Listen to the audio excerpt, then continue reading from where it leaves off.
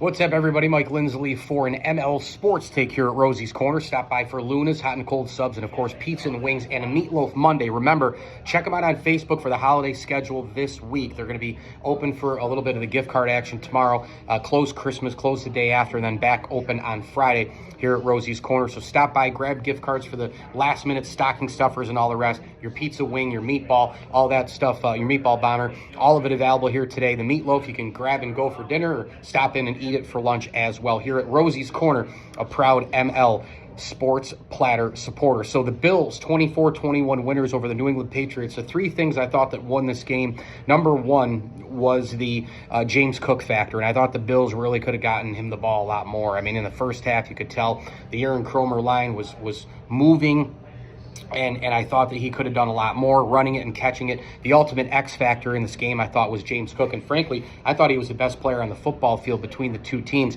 And then he really started to get going. He busted one for over 40 yards. He caught a touchdown later on in the game. James Cook was a big-time factor, and I could have really seen him get up to 250 total yards yesterday if they had used him more in the first half. The second thing was the turnovers in the second half really helped Buffalo out. Now, there were three straight possessions where New England had turnovers. If you remember what happened in this, there was a fumble by Ramondre Stevenson, who the Bills can never stop, and it only led to a field goal. Then the Patriots get the ball back. They're driving down the field. It looks like they're basically going to score and take the lead. Cam Lewis comes out of nowhere. He reads the play and slides in. Remember, the Bills are down two safeties, Damar Hamlin and Taylor Rapp. Cam Lewis comes over and makes one of the big plays of the game, and that's the thing with the McDermott defense and the adjustments and all the rest. They were getting murdered in the first half with time of possession, line of scrimmage, couldn't create turnovers, you name it. They couldn't get the ball to Josh Allen in the offense. They did just enough to survive, and then in the second half, three straight turnovers, the second of which was that Cam Lewis pick. And then the third one that happened was the biggest one of the game, where the Bills are up 17-14. They pin the Patriots back, of course. And if you remember, in this game, there were so many cases where field position was lost on New England, right? The Josh Allen interception way down, and the Patriots player foolishly takes it out of the end zone to get, caught up at the 2-yard line or whatever. There's a play where Drake May throws it behind the line of scrimmage. It's clearly a fumble, and Gregory Rousseau, I don't know how he didn't pounce on it. I guess he was kind of slipping and sliding, this and that. Taron Johnson instead gets the ball and scores as he covers up the football, and it's 24-14. Those big plays, those turnovers, plus James Cook. And then the third thing I thought that was a big deal in this game was the fact that you just had one side that has way more talent than the other team. I mean, that's really what it boils down to. I mean, more players can make plays. I mean, New England turned it over left and right. Allen did not look sharp in this game. Gerard Mayo, there's still a lot of holdover from the Bill Belichick, the defense, that toughness, all of that stuff that goes into it. There's still a lot of that rolling over effect. Now, it doesn't mean that the Bills shouldn't have played this piss poor on offense. God almighty, were they awful. Josh Allen alluded to it in the postgame, saying, well, we really didn't want to show a lot. I don't know what that means. I mean,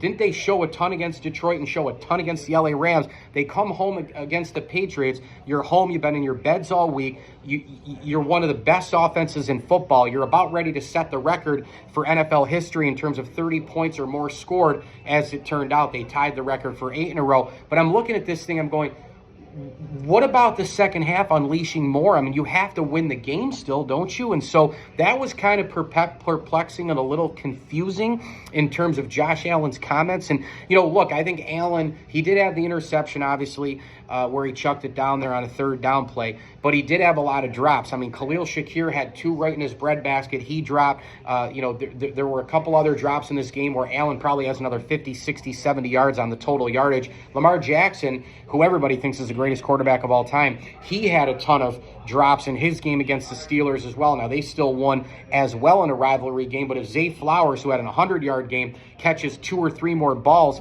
Lamar's stats look better, right? So as a quarterback, if you're putting it right there and they drop it, you can't really do anything about that. But when I look at this situation, mano-a-mano, talent for talent, roster for roster, it's a major thing over on the Bills side. It's a major advantage, especially on the offensive side. When you think about missing nickel corner and one of the worst pass rushes in the NFL in New England, they're missing a couple people in the secondary, and all of that happened, and the Bills still couldn't muster up anything offensively. They looked awful in the first half. New England possessed the ball a ton. I was impressed with Drake May in this game, though, to a degree, because he's been doing this all year since he's played in terms of no weaponry around him. He's got a really, I think he's really hamstrung by this roster, and he still made plays. He was running it. He was throwing it. He's a big, tough kid. He's a competitor. I think New England might have something right there, and I think they got to build around him fast because I think Drake May could be the real deal. But the Bills, they sneak out of there. It was a division game, different climate, right? Way colder, wind,